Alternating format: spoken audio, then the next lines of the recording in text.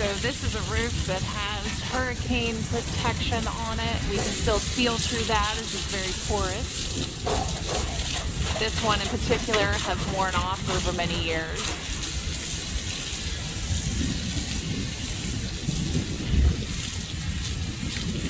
So we are here in Palm City sealing a roof. We cleaned it last week. We're sealing it today.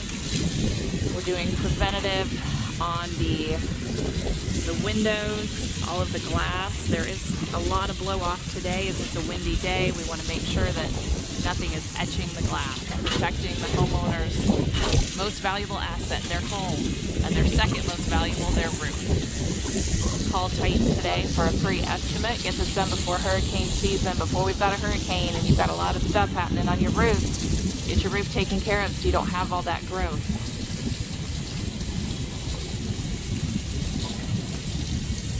Somebody else has already cleaned it, not a problem. We can come and still seal it. As long as that buildup is not too bad, we don't have to re-clean it.